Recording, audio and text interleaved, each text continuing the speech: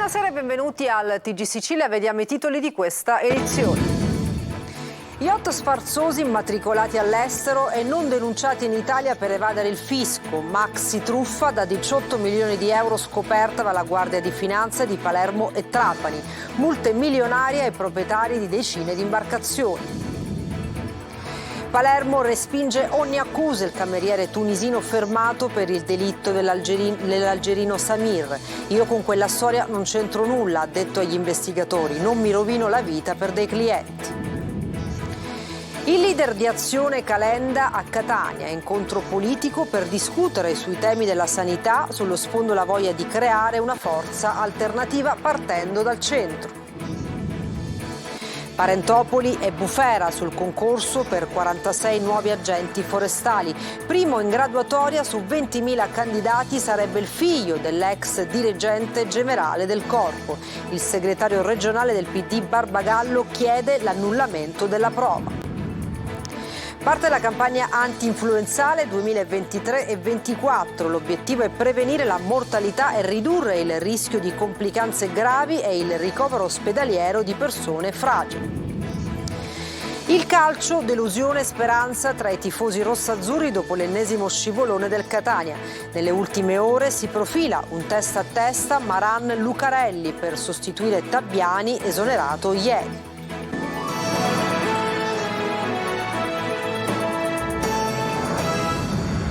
La Guardia di Finanza di Palermo e Trapani ha scoperto una maxi evasione di oltre 18 milioni ai danni del fisco. Decine di imbarcazioni di lusso immatricolate all'estero e non denunciate in Italia. Simona Mazzone. Una maxi truffa allo Stato con un ammanco di oltre 18 milioni di euro. L'inchiesta delle Fiamme Gialle, partita sulla fascia costiera compresa tra Marsala e Castellammare del Golfo, isole, Egadi incluse, ha fatto emergere una strategia fin troppo diffusa tra i proprietari delle imbarcazioni di lusso che questa volta sono stati beccati per avere tolto la bandiera nazionale con lo scopo di immatricolare yacht e panfili nei registri navali di altri paesi, ovviamente con fiscalità agevolata. In sostanza, decine di proprietari di imbarcazioni da diporto, nel vano tentativo di occultare il proprio bene al fisco, hanno trasformato i propri velieri di lusso in navi fantasma, non barrando l'apposita casella sul quadro RV nella dichiarazione dei redditi indicante i beni detenuti all'estero. I finanzieri della sezione operativa navale di Trapani e Palermo, grazie ad un controllo incrociato con le banche dati e alle acquisizioni documentali, hanno scoperto gli evasori che sono stati tutti sanzionati con multe comprese tra i 500.000 e i 2 milioni e mezzo di euro. Palermo respinge ogni accusa, il cameriere tunisino fermato per il delitto dell'algerino Samir. Io con quella storia non c'entro nulla, ha detto agli investigatori, non mi rovino la vita per dei clienti. In un primo tempo infatti si era parlato di una rivalità estrema tra i due per accaparrarsi più clienti nei rispettivi ristoranti. Manlio Viola. Io con quel delitto non c'entro nulla, non mi rovino la vita per un cliente in più. Respinge le accuse Ali El Abded Baghewera, il tunisino di 32 anni fermato per l'omicidio di Samir, algerino 41enne, assassinato con 3 colpi d'arma da fuoco in pieno centro a Palermo la notte fra venerdì e sabato scorsi. Secondo gli inquirenti il delitto sarebbe figlio di una lite fra buttadentro per accaparrarsi i clienti. Ali lavora infatti al ristorante del cugino, al Magnum, che sorge accanto ad Appetit, il ristorante dove lavorava invece la vittima. Dal locale Ali si sarebbe allontanato alle 23:45 per tornare a casa. A mezzanotte doveva rientrare come previsto dalle regole dell'affidamento in prova disposto per lui dal tribunale di sorveglianza.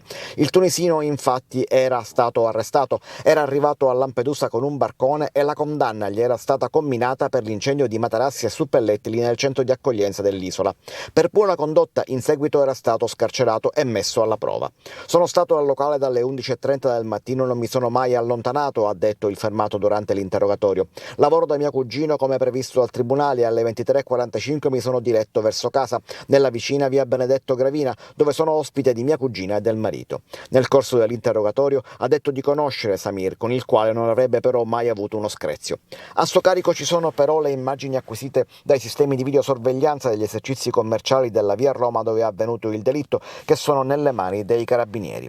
Il provvedimento di fermo è stato emesso dalla Procura di Palermo e in particolare particolare dal PM Vincenzo Amico, 24 ore dopo il fermo da parte dei carabinieri. Ora toccherà al GIP pronunciarsi sulla convalida.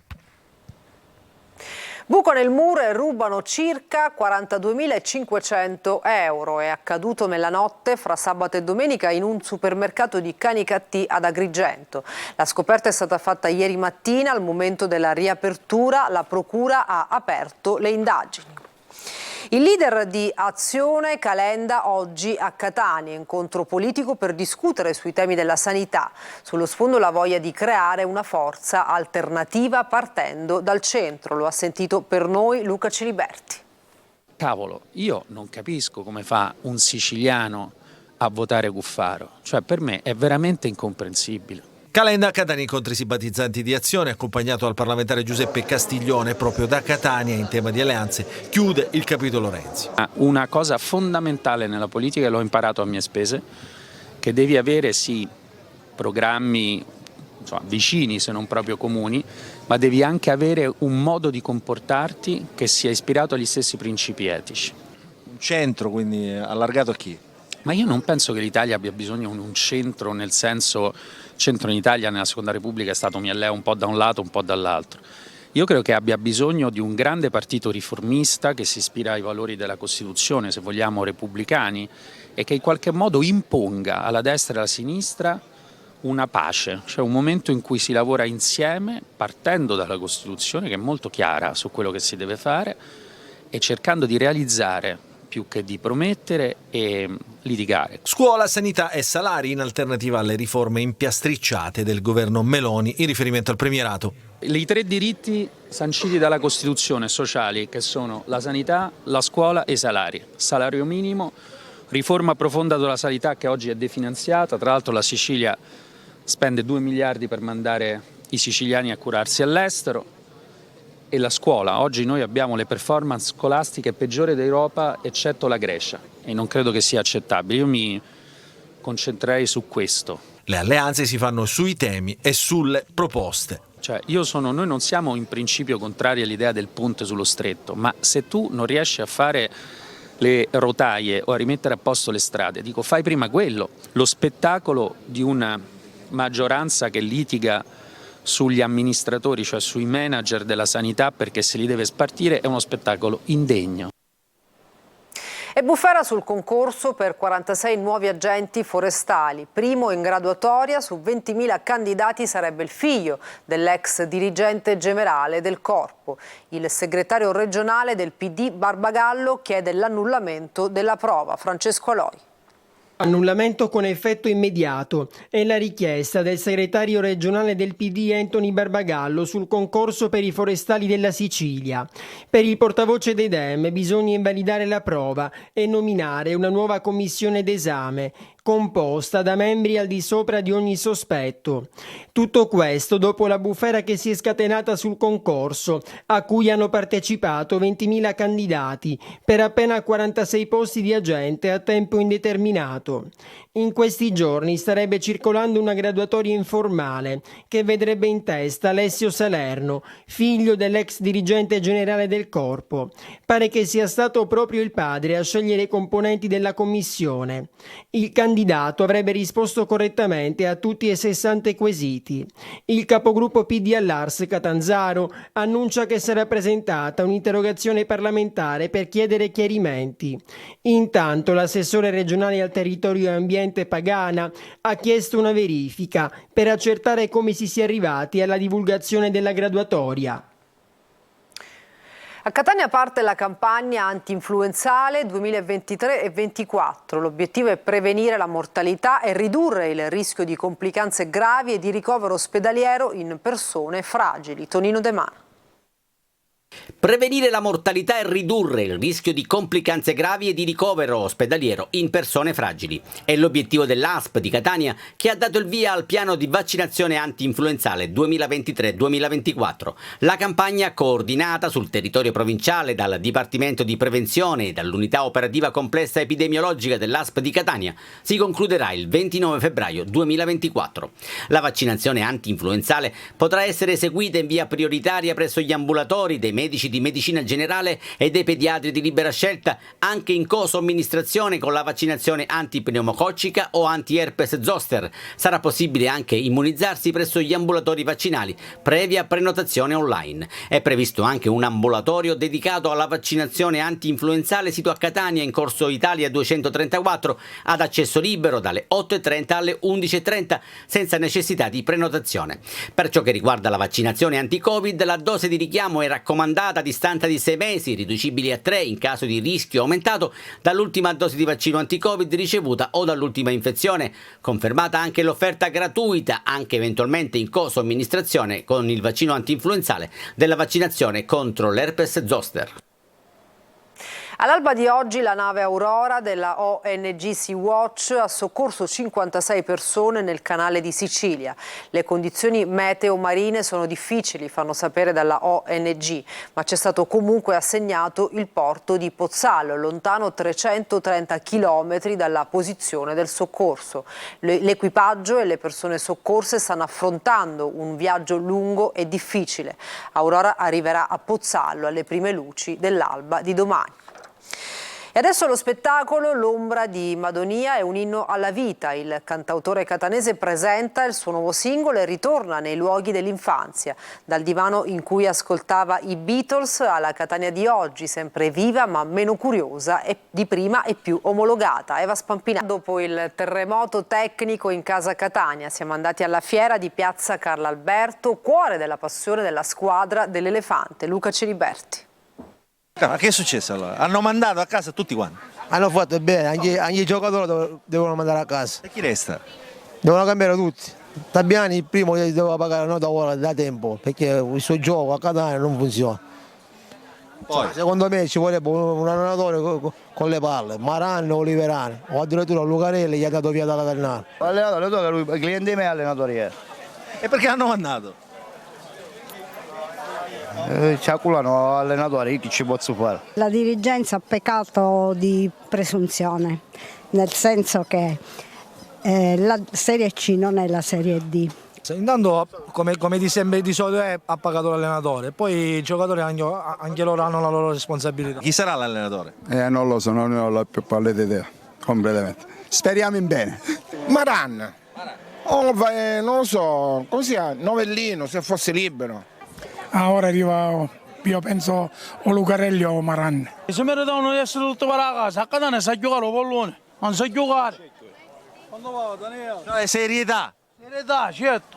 Ma uno deve mangiare sale con attaccato. Questi chi sono? I giocatori del Catania questi? Dai, i giocatori del Catania sono morti completamente. Illudono gli spettatori catanesi, si fanno l'abbonamento e poi se ne fregano. Cioè io non ho capito perché ora l'ha mandato a casa. Cioè cosa è cambiato ora contro l'Avellino o contro Conipotenza? L'atteggiamento dei giocatori è sempre quello. Secondo me non è la Coppa di Tabiano, nella Coppa è il Catania che c'è un paio di uomini, un paio di calciatori in campo che non corrono completamente. Pessimo, veramente. Io da 50 anni vado allo stadio, non avevo mai visto un gioco così lento, così proprio da addormentarsi, non l'ho capito completamente. Una volta vinci, una volta pareggi, una volta perdi, poi alla fine ci vogliono i risultati. Una piazza calda come Catania ha bisogno di risultati. Quando purtroppo le squadre vanno male a pagare sempre l'allenatore, però a mio parere non è tutta colpa sua, perché questo qua è stato un uomo che già è stato un uomo società. La squadra è una squadra fatta, diciamo, con pochi soldi, gente svincolata, e non hanno preso dei giocatori di grande importanza. Dalla fiera di Catania è tutto. Una breve pausa, tra poco il calcio, non mancate.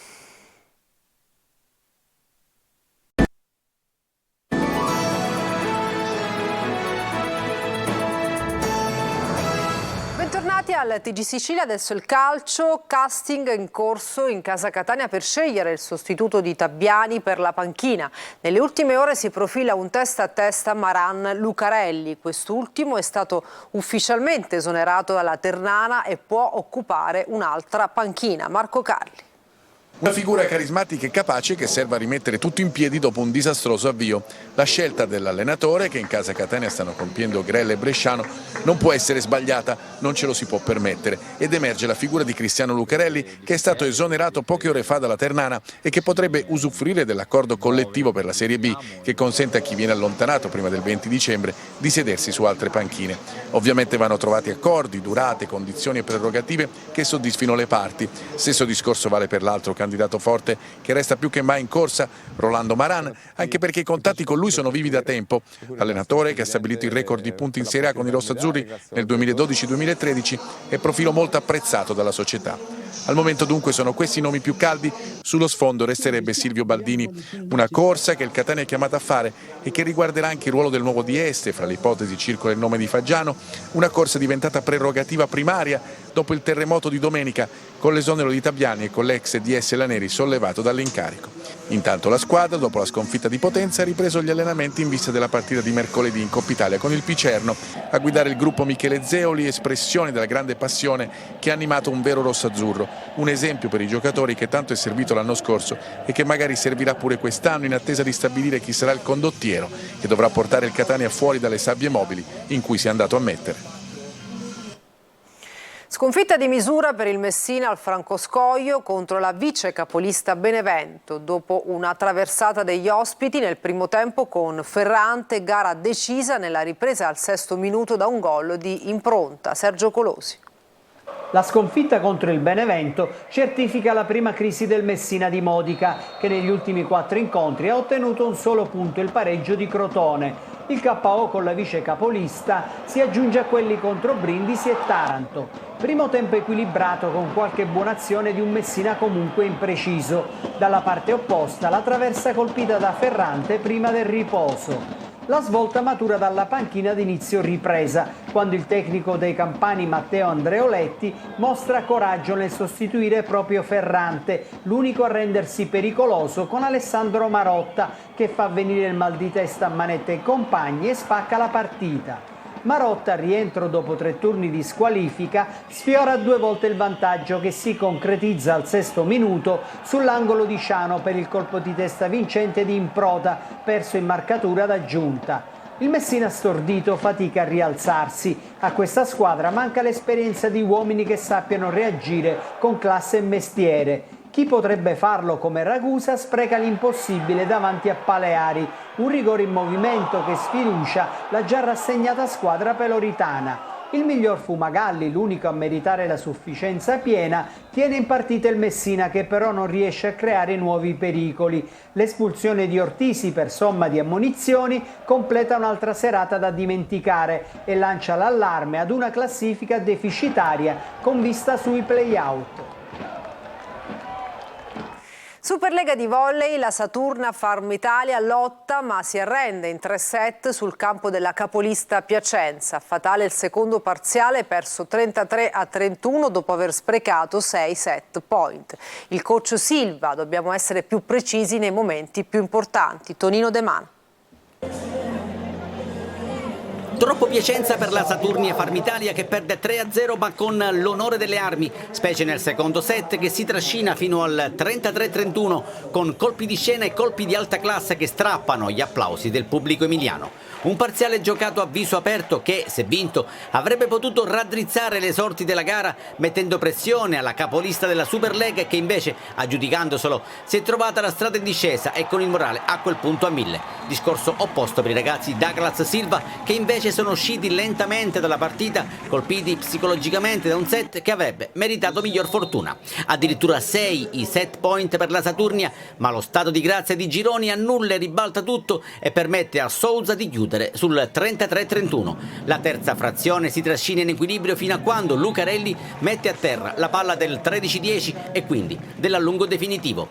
Silva capisce la situazione e chiama il time out, ma al rientro in campo Piacenza continua a macinare punti, lascia lasciando poco margine alla reazione dei castellesi. Il terzo set finisce come il primo, 25-17, con la consapevolezza che un pizzico di esperienza in più avrebbe portato in dote punti decisivi. Alla fine resta l'amarezza per una sconfitta che forse servirà per il futuro. Ne prende atto il coach Douglas Silva. Non abbiamo avuto la pazienza e la determinazione di chiudere a nostro favore il secondo set, ha detto Silva. Per questo dobbiamo ancora lavorare. Dobbiamo cercare di rischiare un po' di più ed essere più precisi nei momenti importanti. E domenica si torna al Pala Catania, avversario il Verona Volley. E per questa edizione ci fermiamo, grazie per averci seguito e buona serata.